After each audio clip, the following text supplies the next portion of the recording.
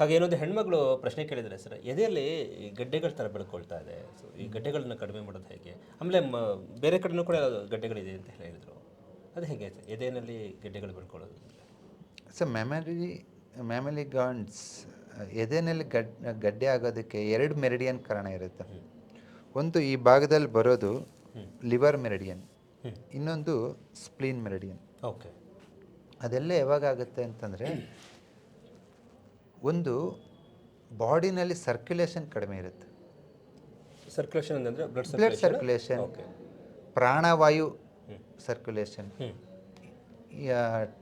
Traditional Chinese ಮೆಡಿಸಿನಲ್ಲಿ ಇದನ್ನು liver cheese stagnation ಅಂತ ಕರೀತಾರೆ. ಅಂದರೆ ನಿಮ್ಮ ದೇಹದಲ್ಲಿರೋ ಎಲ್ಲ ಬ್ಲಡ್ಡನ್ನು ಮೂವ್ ಮಾಡೋದು ಯಾರು ಅಂದರೆ ಲಿವರ್. ನಿಮ್ಮ ಹತ್ರ 5 ಲೀಟ್ರ್ ಬ್ಲಡ್ ಐತೆ ಅಂದರೆ 1/4 ಲೀಟ್ರ್ ಬ್ಲಡ್ ಲಿವರಲ್ಲೇ ಇರುತ್ತೆ. ಅಲ್ಲಿಂದ ಎಲ್ಲ ಕಡೆ ಇದು ಕೊಡುತ್ತೆ, ಇದು ಮೂವ್ ಮಾಡುತ್ತೆ. ಇದು ಕೊಟ್ಟಿಲ್ಲ ಅಂದರೆ ಇದು ಮೂವ್ ಮಾಡಲ್ಲ. ಹಾಗಾಗಿ ಇದೇನು ಹೇಳುತ್ತೆ, ಬಂದಿರೋದನ್ನ ಮೂವ್ ಮಾಡುತ್ತೆ ಅಂತಾರೆ, ಬಟ್ ಕೊಡೋದಿದೆ ಲಿವರೇ.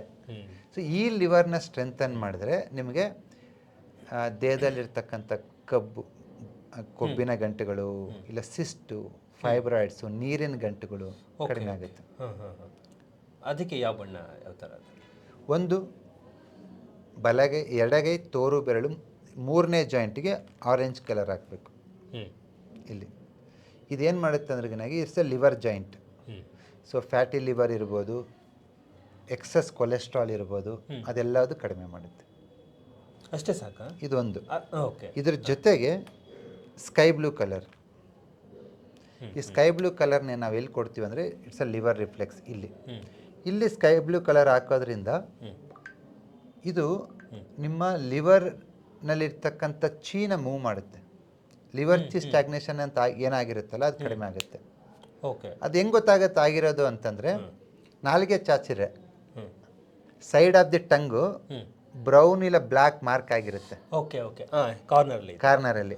ಅದರ ಅರ್ಥ ಲಿವರ್ ವೀಕ್ ಆಗಿದೆ, ಲಿವರ್ ಚೀಸ್ ಸ್ಟ್ಯಾಗ್ನೇಟ್ ಆಗಿದೆ ಅಂತ. ಅವ್ರಿಗೆ ಈ ಆರೆಂಜ್ ಸ್ಕೈ ಬ್ಲೂ ಕೊಡೋದ್ರಿಂದ ಆ ಪರ್ಪಲ್ ಇಲ್ಲ ಬ್ರೌನ್ ಇಲ್ಲ ಬ್ಲ್ಯಾಕ್ ಯಾವಾಗ ಆಗುತ್ತೆ ಅಂದರೆ ಬ್ಲಡ್ ಸ್ಟ್ಯಾಗ್ನೇಟ್ ಆದಾಗ ಆಗುತ್ತೆ.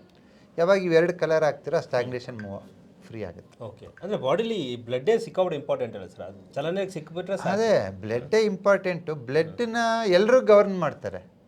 ಎಲ್ಲರೂ ಅನ್ಕೊಂಡ್ಬಿಟ್ಟಿದ್ದಾರೆ blood is a individual entity ಅಂತ. ಅಲ್ಲ,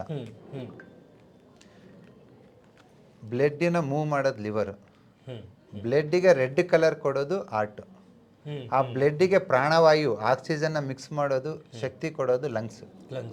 ಓಕೆ. ಆ ಬ್ಲಡ್ ವಯಸ್ಸಾದ ಮೇಲೆ RBC WBC ಸೆಲ್ಸ್ಗೆ 110-120 ದಿನ ವಯಸ್ಸದು. ಆ ವಯಸ್ಸು ಮೀರೋದ್ಮೇಲೆ ಏಜ್ಡ್ ಬ್ಲಡ್ ಸೆಲ್ಸ್ನ ಕಿಲ್ ಮಾಡಿ ಮತ್ತೆ ಬೋನ್ ಮ್ಯಾರೆ ಕೊಡೋದು ಸ್ಪ್ಲೀನ್. ಮತ್ತು ಆ ಬೋನ್ ಮ್ಯಾರಲ್ಲಿ ಬ್ಲಡ್ನ ಕ್ರಿಯೇಟ್ ಮಾಡೋಂಥ ಶಕ್ತಿ ಇರೋದು ಕಿಡ್ನಿಗೆ. ಈ ಥರ ಈ ಪಂಚಭೂತಗಳ ಎಲ್ಲ ಆರ್ಗನ್ಸ್ ಶಕ್ತಿ ಹೋದಾಗ ಬ್ಲಡ್ ಆಗೋದು. ಬ್ಲಡ್ ಅನ್ನೋದೇ ಒಂದು ಎಂಟಿಟಿ ಅಲ್ಲ. ಬ್ಲಡ್ ತೊಂದರೆ ಆಗಿದೆ ಅಂದರೆ ಅರ್ಥ ಎಲ್ಲರೂ ಡಿಸ್ಟರ್ಬ್ ಆಗಿದ್ದಾರೆ ಅಂತ.